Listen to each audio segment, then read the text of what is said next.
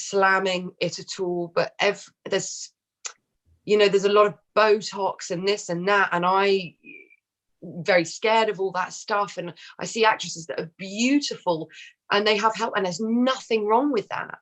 But that becomes difficult when you're not somebody that's inclined to go and do all of that sort of stuff. And you go, well, maybe it's just not for me, because these days the industry standards are very different. Most of the actresses on the big screen are 40 with 3 kids and don't have a line on their face, and that's not normal. Good for them. They look incredible and they've got guts to do what, even just have little tweaks, whatever. But I struggle with that. I really, really struggle with that as I get older. I'm not going to lie. I'm honest, and there's many actresses that are very vocal about that. Emma Thompson is a big one. Kate Winslet, they're absolutely anti sort of anything like that. I'm not anti it, whatever works for one woman, but I struggle with the fact that there's this in today's industry so much perfectionism in how we look. That's why I look to actresses like Frances McDormand, who have just smashed it with just being themselves on screen, and minimal makeup even at award ceremonies, and being very real and truthful, and I really admire that, because that's difficult in today's sort of bubble of our industry, I think. It's one of the many kind of like great things about the Archers is that they do allow, forget the fact that it's radio, let's put that to one side, but they do allow established actors to age, don't they? Yeah. It's I used to be a massive Corrie fan, and yes, there's a Ken Barlow who's been in it from episode 1, but he's the exception. Whereas actually Paddy or June, etc., you can go. There are a whole clutch of actors who have been in it for a long time, and there's still space for them. There's still space for those massively. And I'll tell you something else. When you're there, they're some of the best people to work with as well. Because they're wise and full of wisdom and knowledge, and they're incredible to watch. And that's how I grew up on film sets, watching great actors be great. And it's the same in the Archers. It's the same in that studio. It's the ones that have been there for years and have lived life and had experience that are the most fascinating to be around. I think that is an opportune time for us to have a quick break. And also, I need to apologize, because there were people waiting on YouTube, and I forgot to press the go live button. Oops. So I've now pressed it, and I've got a thumbs up from Bagwalla, but I've upset quite a few people. So very sorry if you're on the YouTubes, you missed the first 20 minutes. Can they rewatch the first 20 minutes? No, because it's just not there. So, maybe what I'll do is because Zoom does record as well locally. So maybe what I'll do is record the first 20 minutes and then I'll upload that onto our channel. But with the live stream, you owe them that, Royfield. You were there talking away and giving me such great answers and whatever, and I was just kind of lost, and then I realized, did I actually press the go live button? The answer was no, I didn't. That's anyway, Mandy Belshaw, that was not a problem for her, nor was it one for Gordon or Francesca Word Salad, or for my lovely Mia Fox over there. There you go. Castle, because they're all there on Zoom. But so people, what they like to do, us Dumteedumers, Ania, is they like to commune with other Dumteedumers on a Friday. They like to see their faces on Zoom, and also hear the actors from the show that we love. They also like to do the Dumteedum quiz, right? Okay. So if you haven't got pencil and paper ready, everybody get it ready now. See, Gordon's reaching for his, got this sorted. Do I need to get one? Yes, you do. Go. I might have to go downstairs for that. Oh no, it's all right. I'll keep them all warm. Okay, I'll be back whilst you go. You go do your thing, Mrs. All right, everybody. So whilst Ania has gone to get a paper and pencil, I'm going to quickly go on to the gallery view. Hello, Pat Brown. Oh, there's Kerry Warby, says, I live and breathe flame-haired temptress. Somebody said that you were on the issues. There's Philippa, my best pal. Hello, Carol Walker. Yes, looking at you, Carol. Hello, Carolyn Cooper. Have we met before, Carolyn? You're waving. We have. Thank you. Thank you. Sandra Jenkinson. Hello, Sandra. Hello, Christine. Christina, as I live and breathe. Are you back in the United States now? Nod if you are. You are. Christina is the Dumteedummer who flew over from Detroit for Dumteedum Live. Whoa, that's a serious bonkers fan. And then she drove me, picked me up, drove me all the way to Ottawa when we had a little mini Dumteedum meetup there. So Christina is my very special pal. There's Claire Asprey, who I do Map Corner with. Hello, Claire. Quickly going through. Hello, Small Smiley. I like your background. Thank you. That lovely wave. Hello, Margie Butler. Margie, I don't think we've been introduced before, have we? No, we haven't. But nice to meet you.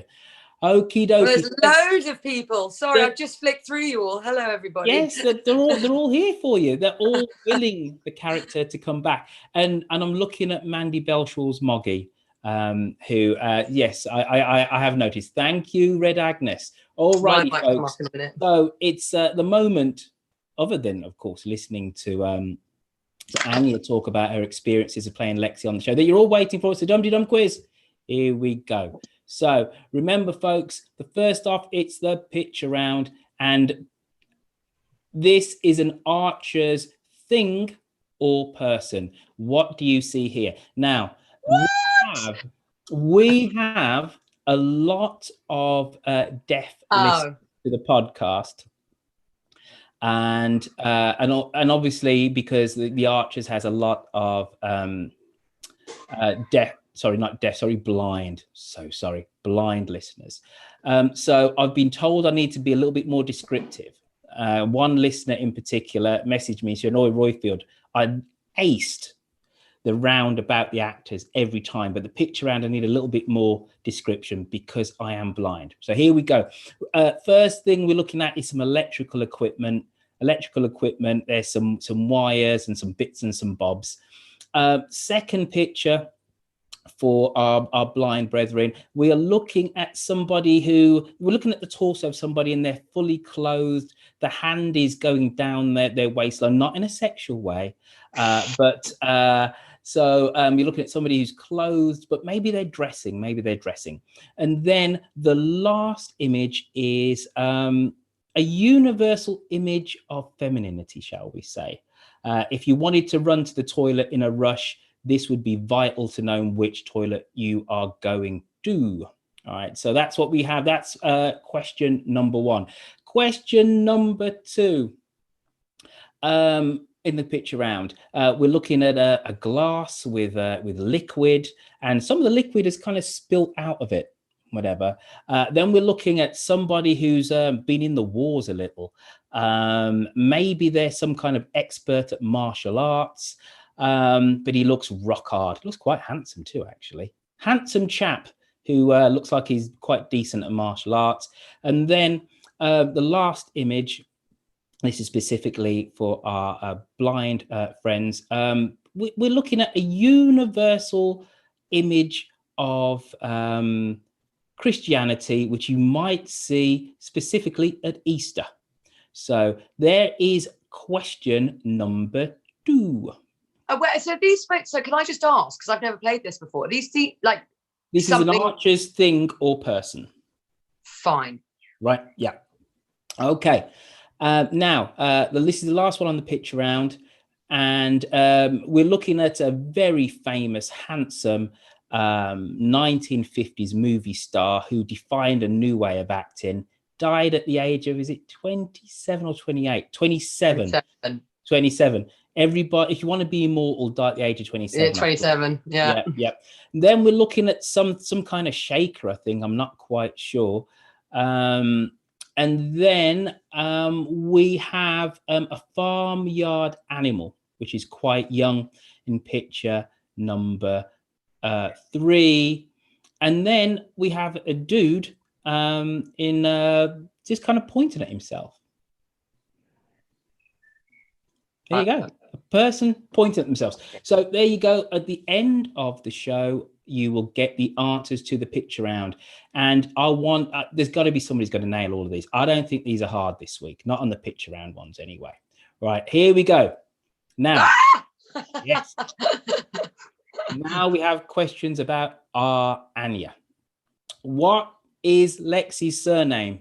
Is it Victrova, Nastrova, or is it Rusey? What is Lexi's surname? Victrova, Nastrova, or Rusey? While learning English, Lexi liked to read the works of which popular author? J.K. Rowling, Dan Brown, or is it Stephen King? You said, Ania, that you wouldn't get these, and you immediately went and scribbled an answer. The picture ones, forget it. Do not ask me the answers to the picture ones. That's just not going to happen.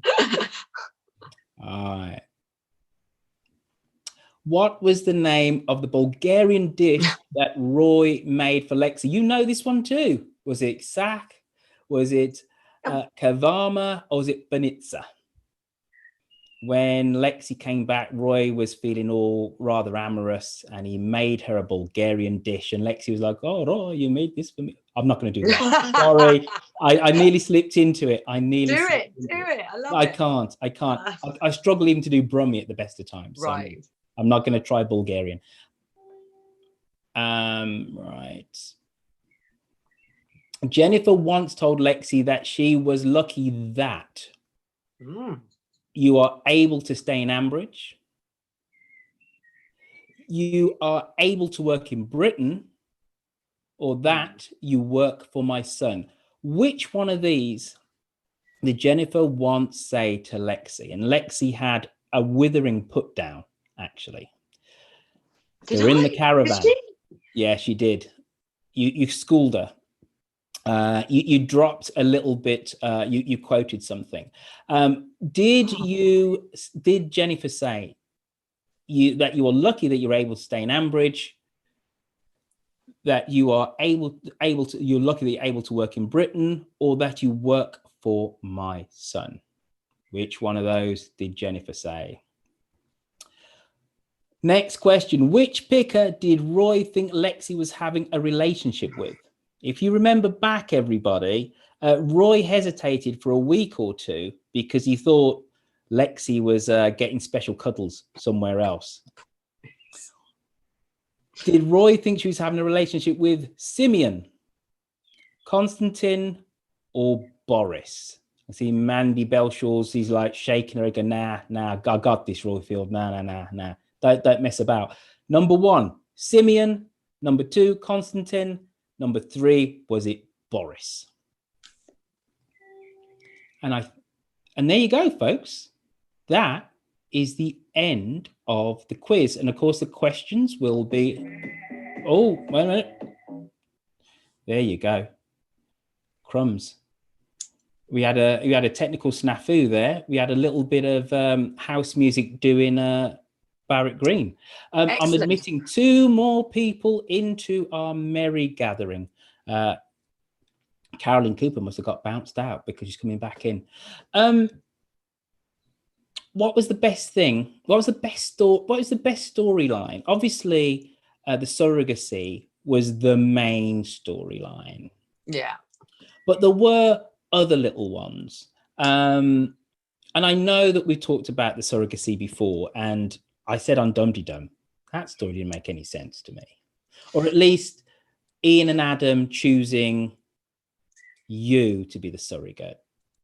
But let's just move that to one side. And I kind of know your feelings on that story. Let's move that to one side. What were the storylines that you think, I got my teeth into that, I enjoyed that, or specifically maybe there was even a scene and you go, you know what, I really like doing that scene. That was great. I mean, the one that always sticks out in terms of just having an absolute riot was, well, there's 2. and these are particular scenes, because I think Lexi's storyline was really mainly Roy, wasn't it, the whole way through, I guess. Which is unfortunate.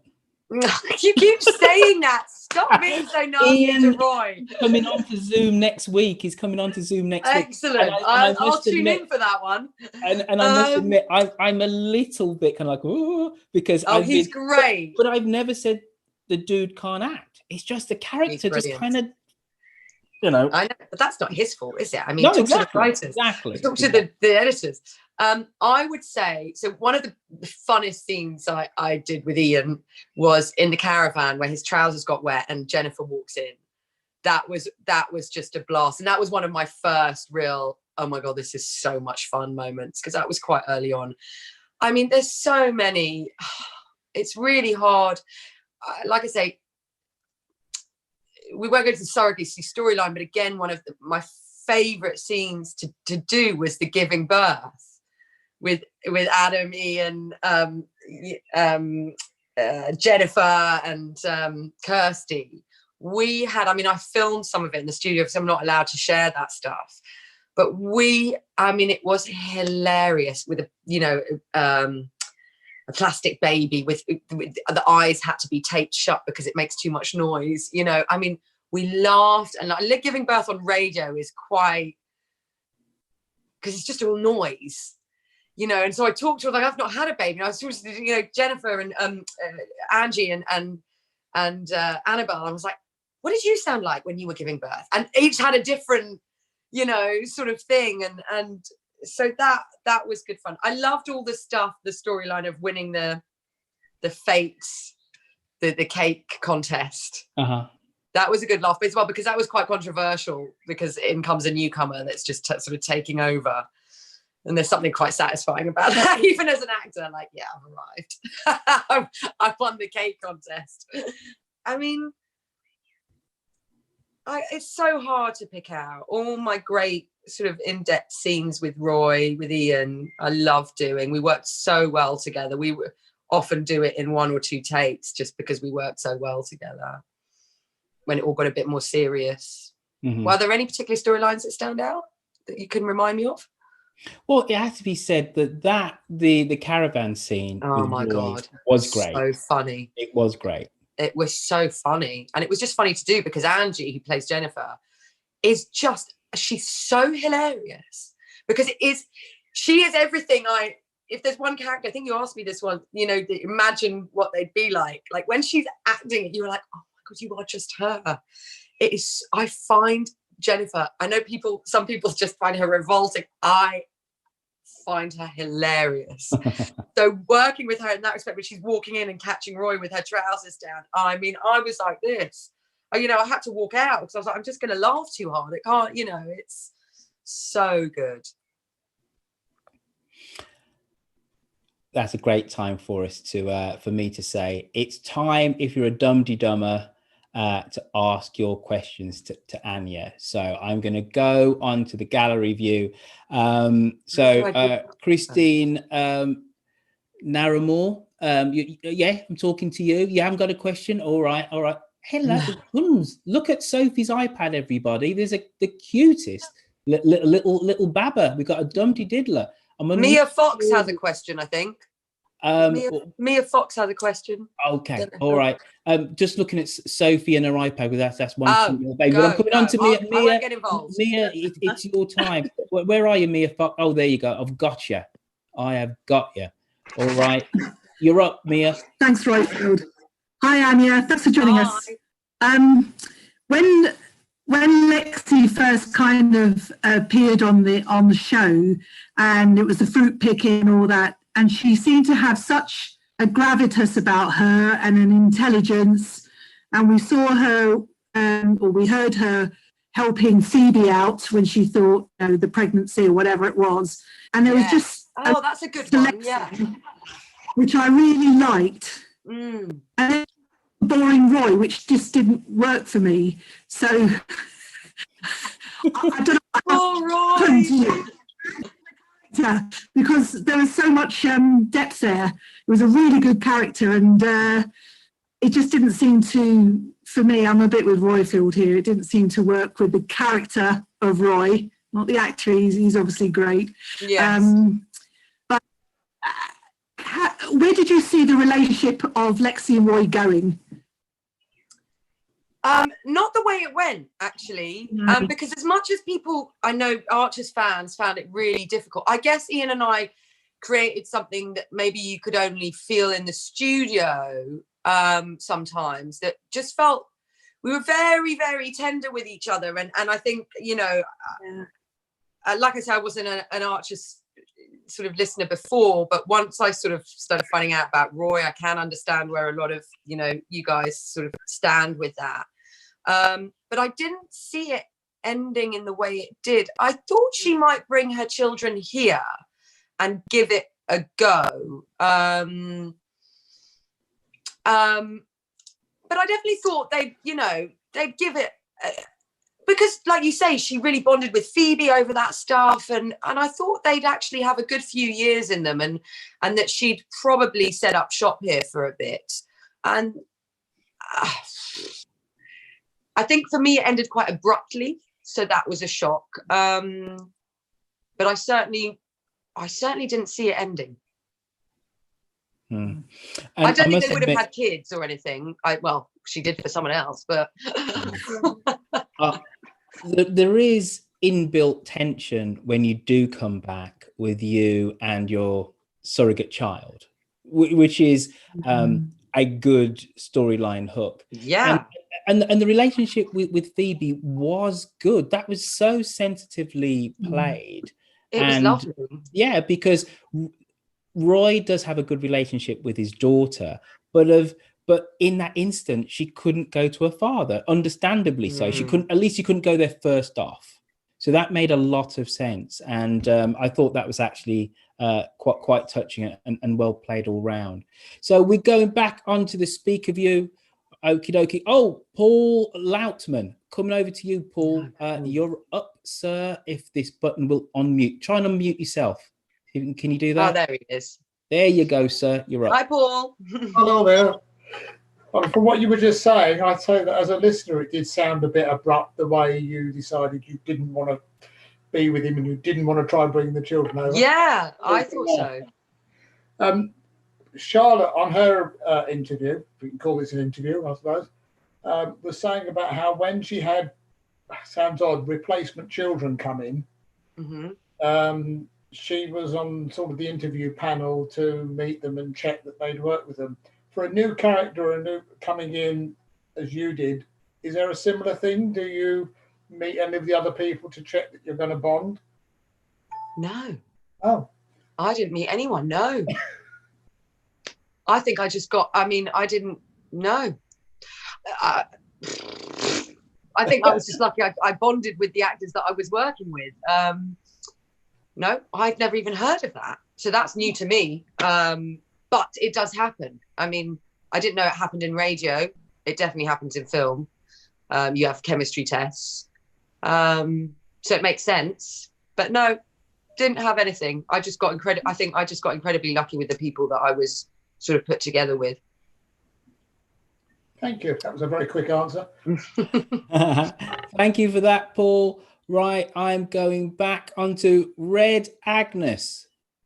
You troublemaker up there in Lancashire. There you go. You're up, Red Agnes. Hello.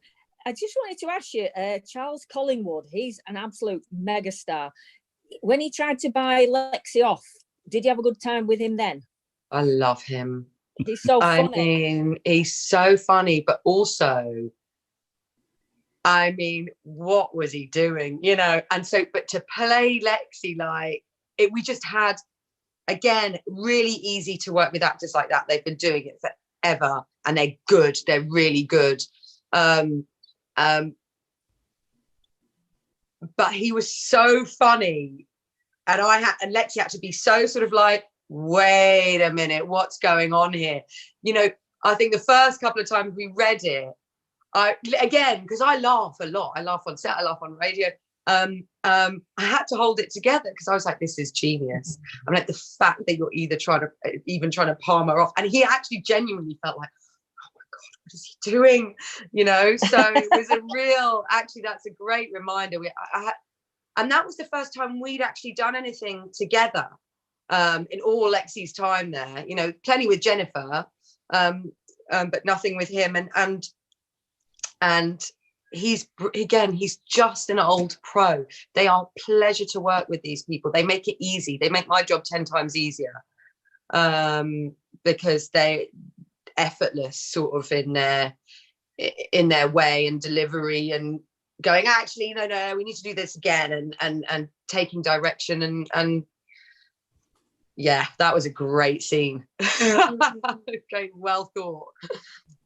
I've only ever spoken to Charles twice. Once I had the pleasure. He says, "Here's my telephone number. You can call me." And I was like, "Oh, you know," and I was like, "Oh, hello." But when I was in a hotel in Brum 2 years ago, I was in a lift, and I was just fumbling because the whole America and Britain thing. I was like, okay, it's not. Is it G for the first floor? Or is it number one? Whatever, because in America it's different. There's no such thing as the ground floor. And I just fumbled for like 2 seconds, and his voice says, "Ground floor, please." And I would turn around and says, "You're exactly like that. He's hilarious. I am." Can you imagine him and Jennifer and Angie in the green room at the same time? I mean, they are like they've been together years. You know, it's almost like that relationship. Oh, you know, they get to like, oh, she's just bumbling on, and you know, they're brilliant. They're just, both of them are hilarious, and he's exactly like that. He's exactly like that. Do we have another question? Hello, Pat, over there in Cleveland. You're outside, Pat. Look at the weather, looks lovely. Do we have a question? Quentin, normally you've got a question inside you. Pat, you do have a question, did you say? All right, Pat, coming over to you. It's your time to shine. It's Go not for it, so Pat. much. Thank you. It's such a treat to talk to you. It's not so much as I'd just like to put in a vote for. I love Roy. I think I started listening to the Archers about the time you came in. So I'm probably a Lexi as far as Roy Field's that's great to hear. So, but I loved your relationship, and I was so sad when you went back. So thank you for making that. You're so I thought it was a wonderful relationship. Anyway, it's so nice to hear, because we did as well, and we'd get in the studio, we'd get directors going, "Wow, you two are really like," we're like, "Yeah, we just," you know. So it's really nice to hear, because it's the other side. Sorry, Royfield. Because we really adored that. I have to say, we really adored that relationship in studio as well as out of studios. And actually, a lot of the other actors, when Lexi first started, were like, "Oh my God, your scene in the airport. Okay, look, it's the Archers, it's a bit gone with the wind." But it was like, romance isn't dead. You know? Yes. So, thank you for it. Before people accuse me of being unromantic, it was less. I didn't believe there's any chemistry. It's just I'm struggling to understand the point of the character of Roy. That's where I stand. Oh God, you know. But anyway, all will be revealed next week when he comes on Dumteedumers Zoom. Kerry Warbis, it's your time. Go for it. Hi. Oh my God, Kerry, really quick we've question. had some Twitter things. Yes, and I'm a fellow Eastern European too. We did speak about that on Twitter. Yes. My mother's Latvian. So. I just wondered, do you listen now to the Archers? Are you listening? I'm not listening at the moment. I will be completely honest. I haven't during lockdown at all, actually. And actually, I did for quite a while after I left, and then I got a bit sad and thought I need to just step away for a bit because I miss going up there right now. And so I haven't really tuned in for a little while. But I did have Stephen and Annabelle both get in touch during lockdown. I thought, you know what, I need to listen in and support my fellow. So I will get back there. But you do. I'm not going to lie. I felt quite sad not knowing where this is going to go, and it's easier to step away from for a bit until you're fully detached without going, and also not get peed off at, like you guys, at some of the storylines. What's this? Who's that? Who's that? Where's Lexi? You know, there's just another woman come in. What's that about? So to give myself some stance without not getting angry for not being there, I think I'm not going to lie, I tuned out a little bit. But I promise I don't know what's going on. I mean, you could all enlighten me. Yes, we can. I think especially in lockdown as well, with it being strange times, I can get why you might just sort of step away a bit. Yeah, sorry. Well, one thing we have discovered in lockdown is that David doesn't like Ruth's lasagna. So there's been some hard-hitting storylines. You're missing. Wow, that is hardcore. I'm telling you. So they're still there. Yeah, okay. Wow. All right. So I'm looking at page number 2. Oh, Rosie McGlynn, you also asked. It's good. Jane, I'm going to come to you afterwards. Rosie, you're up, Rosie. Go for it. Oh, Rosie with the bunting. Well done. I'm trying to find Rosie. Isn't it beautiful? The bunting from my mum. The question is, now I guess you haven't really been listening, but Adam's not doing so well. Is he not? No. What's going on with Adam? Well, he's been really tired and finding it all stressful with his new kind of, air source heat pump, fish farmy thing, and things aren't looking too good health-wise. And given we're in this, pandemic, there could be a bit of a, fatality. Would you think he might have COVID? Well, it might kind of get rid of a few problems for many of us if he did. So, and he has been, and basically they've been palming little Xander off onto Kate. No, they have not. They have. So Xander's basically been hanging out at Hummus World and doing baby with Kate. And now Lexi would be mortified. All the mums think that basically Kate's Xander's mum. So Lexi, so my question is, if there was a real national tragedy and Adam died and Ian was struggling, could Lexi come back on the scene and help out? Well, I would say absolutely. Absolutely. I mean, look, her girls, what are they now? 16, 17, 18? They could come with her, or they could, go to university. I don't know. I think she'd be back in a heartbeat if she knew that was going on. I think she'd be back in a heartbeat. Wow. Do you know what? That leads on from the other question, because now I am tuning in. It's like, that's pricked up my ears. And I didn't know that was going on. But I think she would be back in a heartbeat to figure out, and help out. That's who she is. And essentially, she did carry that child. Bring on COVID deaths. Moving on. Excellent question, Rose. Good question. Jane, I said I was coming to you. I'm a man of my word, Jane. I'm not going to let you down. There you go. Oh, hang on. Jane. I've lost my Zoom. Hang on. What's happened? You've lost your cam. I've lost my cam. Hang on. Well, I tell you what. Well, there you go. I'm back. Jane, can you ask your question? Yeah. So when Lexi appeared on the scene, some of us thought that it was not a coincidence that there was an E, X, and I, the same as in Brexit. Yes, and we thought that it was going to be, develop something about Brexit and Lexi, and maybe she wouldn't be allowed back in to see the baby, or maybe the baby wouldn't be allowed back in, or something to do with Brexit. Did you have any thoughts about that, Ania? I thought absolutely. That was a big topic of conversation in the green room, because obviously we don't know from anybody outside of the green room that's involved in the storylines what's going to happen. But it was a huge, first of all, it was a huge topic of debate whether or not she was going to do it or not, or have the baby, or, be pregnant. And then it was, what will she do after that? And nobody, nobody really could put their finger on where they were going, where the storyline was heading. We really had no idea. But I always, as I said at the beginning of this, I was told from the beginning that Lexi was going to be a bit of a vehicle for Brexit. So that would have made absolute sense with the baby, you know, to have something of that, or not being allowed back in the country, or taking the baby with her through maybe a postnatal, you know, psychosis storyline, who knows. I didn't expect her to literally have the baby and get straight back on a plane. I would have loved, look, Brexit's still so like this, you know. It could still happen for you. Absolutely. And maybe that's why she's gone for a bit. And then once that all picks up after COVID's died down, and all we talk about is Brexit again, maybe that will be part of it.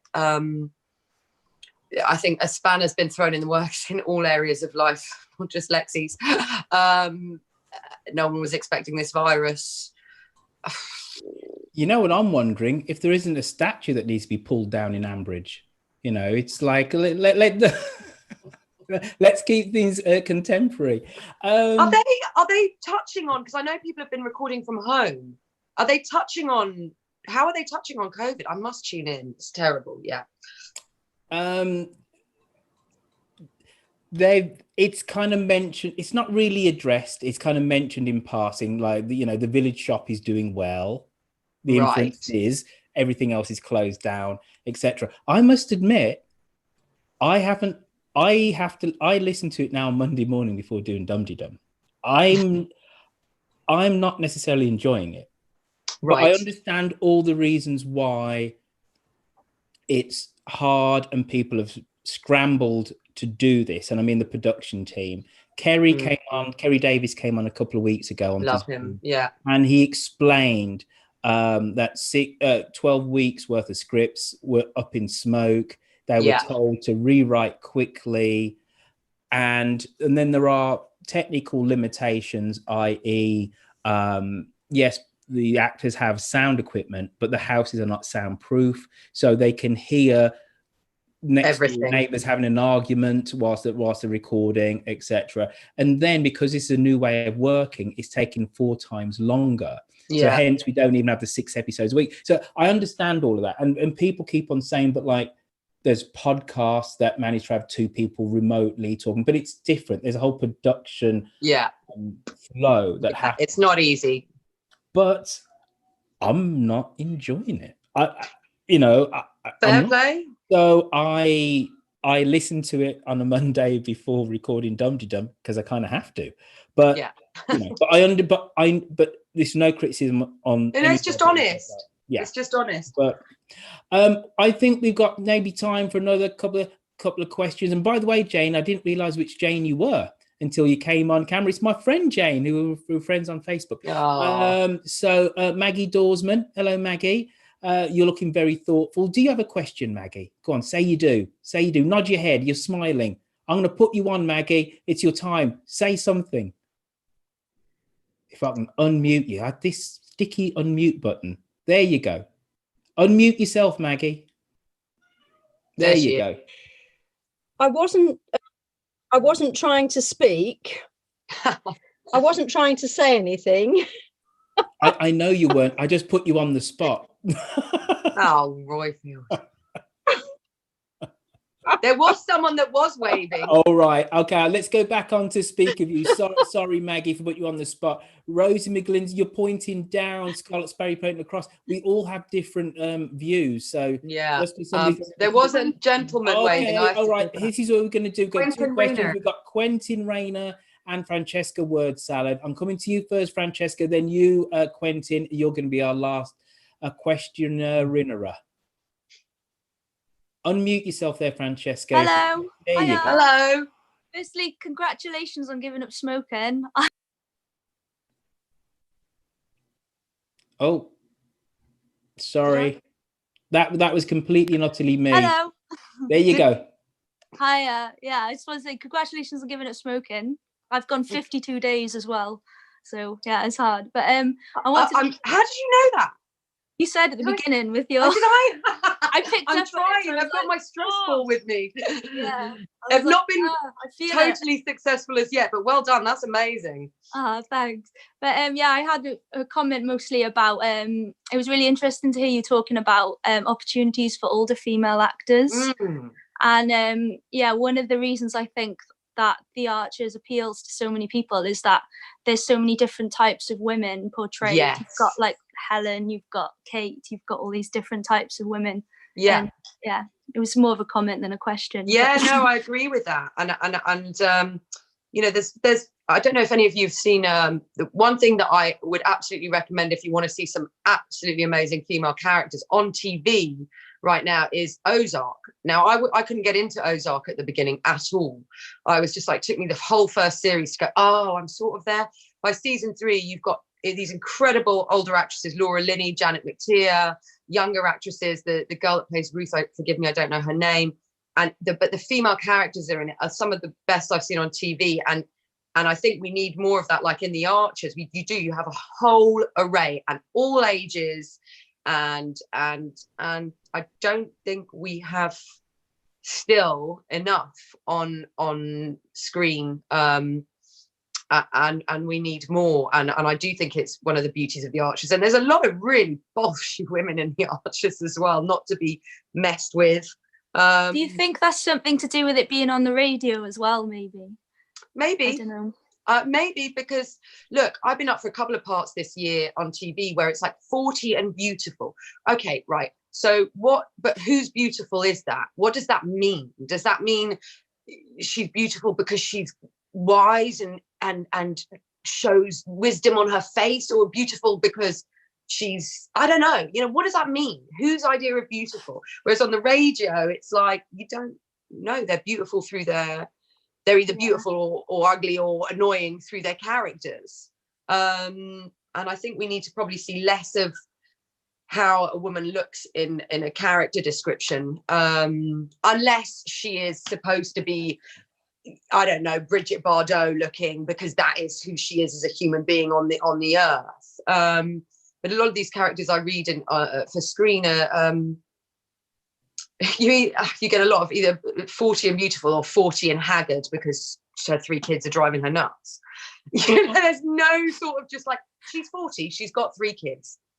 Yeah. It's just either one or the other. And it's like, well, okay. I'm not sure what any of that means, you know. It's and I think you're right. I think radio is a beautiful place and The Archers especially, to be able to just portray anything and anyone just being a human being, whether they've got a line. I find it's the same in theatre as well. Yeah. Yeah, you're right. Absolutely. Theatre is, you know, anything. It's just human beings. And like I say, sometimes, yes, someone is a drug addict. Okay, they're not going to be, they can still be beautiful, you know, but they're going to look a certain way.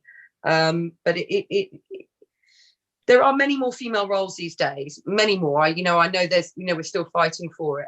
But Ozark is if you haven't seen it as a woman, even as a man, most of the men I know that watched it loved it. The female characters in that are just, Laura Linney is one of the best things I've seen on TV for years. And she's aged beautifully. She had a baby at 49, you know.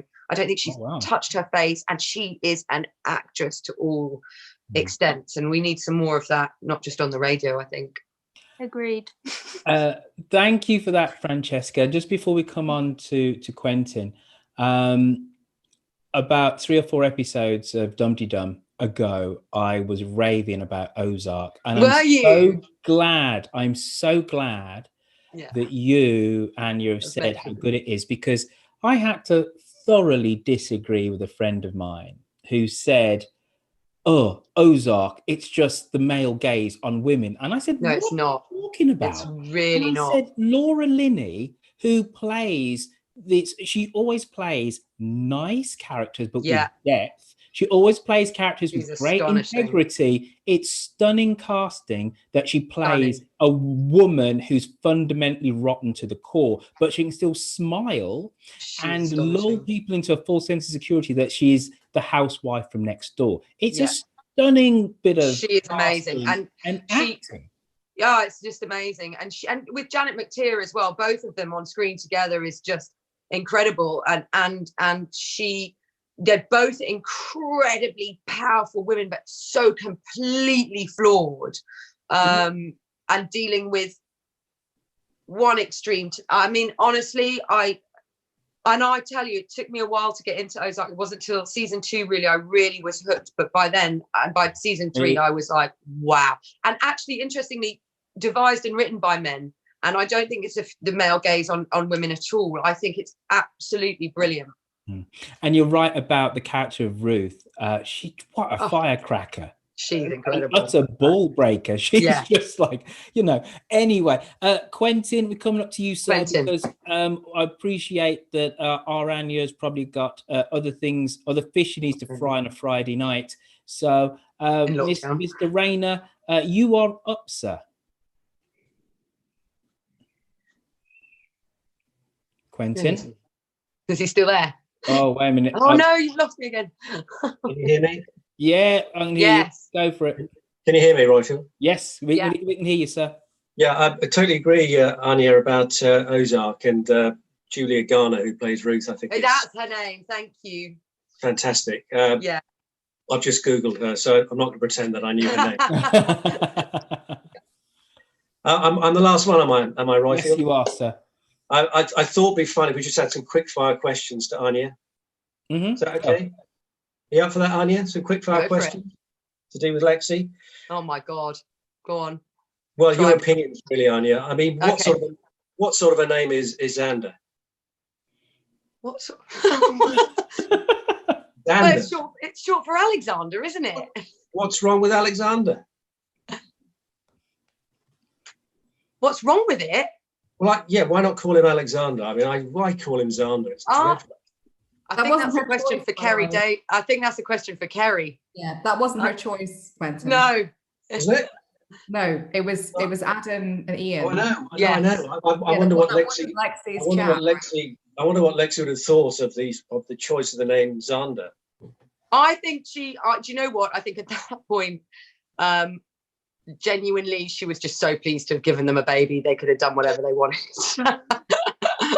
And then it was all over. I think she would have been fine with it. I don't think she would have thought much of that. It should be Alexander, I think. It's a good name, Alexander. Right. It's great. Question number 2, Ania. Who's more boring, Adam or Roy? That's so evil. Are we going by characters? Well, you could go by actors if you like. No, characters. Just checking. Oh no, forgive me for this, but I would say Adam. I agree with you. God, he's boring, isn't he? Have you ever met a man who sighs as much? I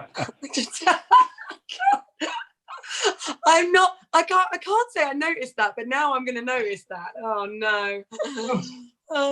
Every time he comes on, the tweet along has a picture of a log goes up. Notice. I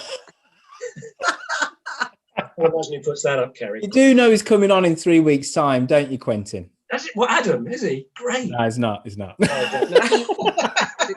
Got Roy next week though. He's too scared.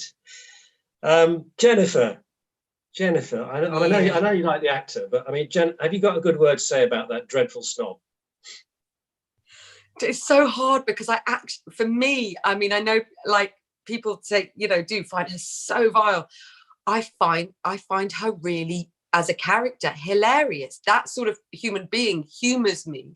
So I mean, I know she's dreadful in so many ways, but if she were my neighbor, I would be having comedy nights sort of about her behavior. I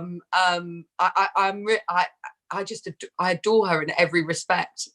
I know that's controversial, but I do. I just think I think if she's taken more sort of lightly, she's incredibly funny. But maybe that is my personal feelings spilling over from Ange as well. I don't know. Because she was incredibly vile to Lexi, but also Lexi as a human being was just like, she didn't hold back in telling her those things by the end. Like, you're ready. Yes. So. Put it down very well, yes. And if Lexi was to internally have a monologue, I don't know what the word is. A monologue, an internal monologue. Monologuise, yes. What would she monologuise about? In general? Yeah, would she just be sitting in Bulgaria thinking of Roy or thinking she had a lucky escape? Roy thought, bring the cat back. The cat was I more imagine she'd be interesting thinking than a lot about the baby she carried for 9 months and how that's doing. Yeah. Good line. If her internal monologue would be about Ambridge and all, and yeah, I wonder who Roy's shagging now. no one. Quentin, are we going to see you back in Ambridge then, Lexi? Oh, I hope so. I don't know. I honestly don't know, but I hope so at some point. Well, welcome back to the virtual world anyway. Thank you. Well said, Quentin. Quentin, there's a job for you doing this. Anytime you want. Hilarious. Just quickly before we go on to the quiz and we wrap things up, quick shout out goes out to Bagwaller, to Maureen Freiberg, who is the granny of John IV. Remember the Order of John Archer? Yes, we do. Ruth Pearl, Jim Seach, Kevin Levy, and Ray Rainerman Dam, because these are some of the people that are actually watching on Zoom and have been leaving comments. So special big ups to people on the YouTubes who have been keeping us company. Right, folks, we're winding things down. So you need the answers to the quiz. So paper and pen to the ready. I think the first one is a proper gimme. What do you reckon, Anya? What do you reckon? I really don't know. I have no idea. Well, these three, I had no idea. I was trying to wrap my brain around. All right. I did slightly make the first image a little bit hard. This is Mike. It's a Mike tuck. She's tucking in her. Tucker. Mike Tucker. That's I see how this works now. Okay. I wasn't quite sure how these picture ones work. Yeah. Sometimes I deliberately make them a little bit hard. If I'd have put a regular microphone, everyone would have gone, well, that's a mic, and would have got it, because that person's obviously tucking in a shirt. Second one, this is a place just outside of Ambridge. This is Waterley Cross. Yeah, Francesca Wurchallard is nodding. She had that one. She nailed it. Waterley Cross. And so did Red Agnes. She got it as well. Waterley Cross. Now, let's see who got this one. So that is obviously James Dean. That is Sleigh Bells. That's a lamb. And that's me, James Bellamy. James Bellamy. So that is Lillian's son, James Bellamy. And Red Agnes is going, oh, yeah. All righty. Moving on.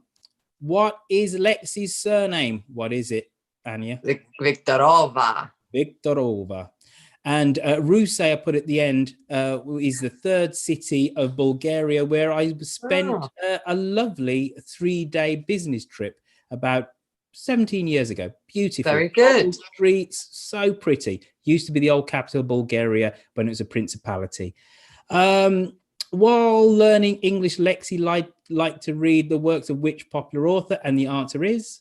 Stephen King. Stephen King. Rose McGlynn's saying 3. Yeah, she got it. And Quentin's pumping the air. He's like, yeah, I've nailed that one. Come on, let's have some more, as Quentin's saying. What was the name of the Bulgarian dish that Roy made for Lexi, Anya? Banitsa. Banitsa. And Rosie McGlynn's got that too. She's showing off now. Unless, was that a gang sign? It's a West Side with his 3 fingers up. Was that yeah. All right. Jennifer once told Lexi that she was lucky that. I wasn't sure of this, but was it you work for my son? No, that you were able to stay in Ambridge. No, it was I don't remember that at all. Brexit. Yes. Oh. And then you there was a whole line, there's a whole dialogue afterwards where he said what, as if to say, and Jennifer says, oh, because it's so well developed here and we're so posh, as if to say in Bulgaria everybody just says like, oh yeah, I do remember now. Yeah. Yes. You put her in her place. You put her in yeah. But she said you're lucky that you were able to stay in Ambridge early on. Days of Brexit. Which bicker did Roy think that Lexi was having a relationship with? You absolutely weren't, but he was a Lothario.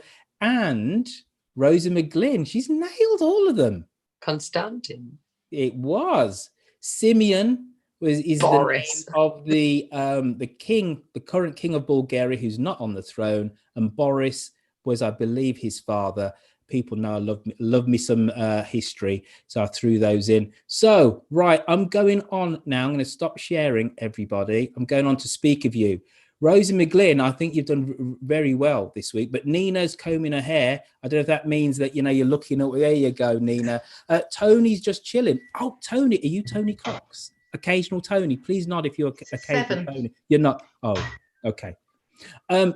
Francesca Word Salad has got 6. Anybody got more than 6? Oh, Paul, are you saying you've got 7, Paul? That is more than 6. Can anybody? And Gillian has also got 6. 7. There's a lot of 7s. There are a lot of 7s. Can anybody beat that? I'm looking at the second page.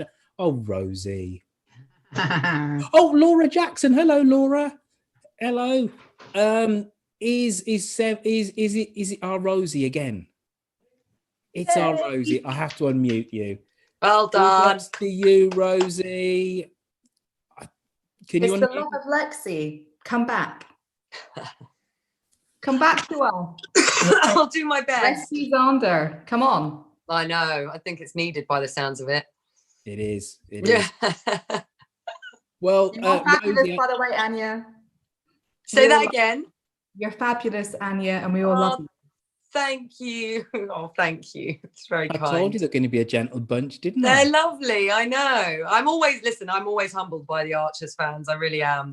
They're some diehard, very cool people. So yeah. I'm unmuting everybody, so you know it's that time when we need to show our appreciation for Anya for spending Friday evening with us. Oh, no, thank you guys. It's been a pleasure. Thank you. Thank you. Something lovely to do in all this madness. Come back. Well, that's it, folks. I'm going to mute you all very quickly. We have next week, we have Ian, who plays Roy Tucker. Then the week after that, we have Annabelle Dowler, who plays Kirsty. So we have some hardcore Archers characters to keep us company in the lockdown. And I'm trying to unmute, and I don't know what's happening. I've done my mute button. But listen, Anya, again, thank you for spending time with us. And hopefully we'll see you, hear you in Ambridge soon. Here's hoping. Have a lovely weekend. Fingers crossed, everybody. Take care, everybody. Have a good evening. Don't forget Dumteedum on Tuesday. And I think I'm going to be doing it with Kerry Warbis because she's awesome. And stay safe. Look after your loved ones. And only be naughty in bed. Bye-bye. See you later.